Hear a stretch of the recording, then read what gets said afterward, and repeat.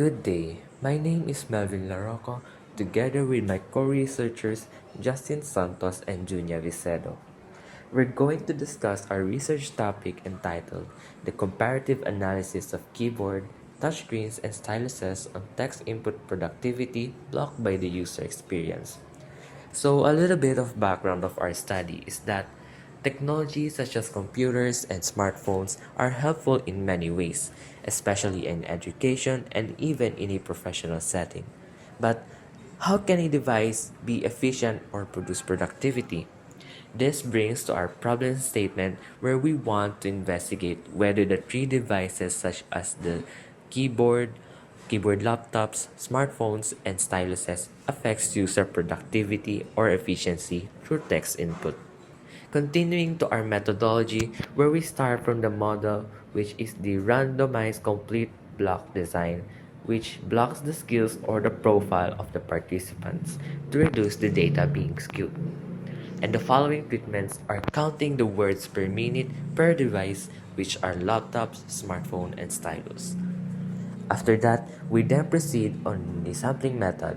We use purposive sampling with random selection due to the area where the study is conducted, which is dominated by engineering programs, so the study itself limits to those fields.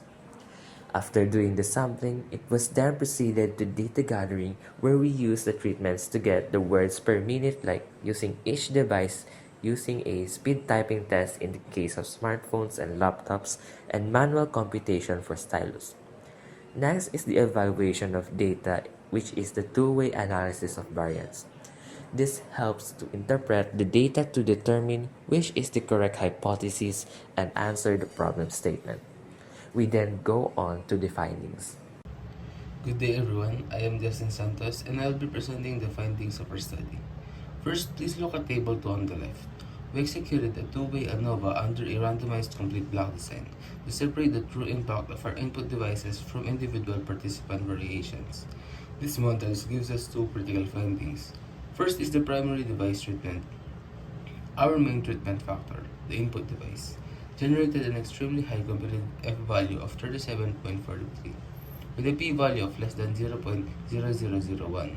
Since this is well below our alpha threshold of 0.05, we reject our first null hypothesis. This statistically proves that typing speeds are not equal across devices. The physical keyboard was the clear superior interface. This directly aligns with Luo et al. Study in 2018, who proved that the physical keys enable students to record larger volumes of text, and support Cipriani's study in 2023 principle that digital tools must minimize user friction to maximize productivity. Second is the user experience blocking. To protect the integrity of our test, we blocked our participants to control for their baseline typing speeds. This block was highly warranted, yielding an F value of 6.47 and a P value of 0.0004.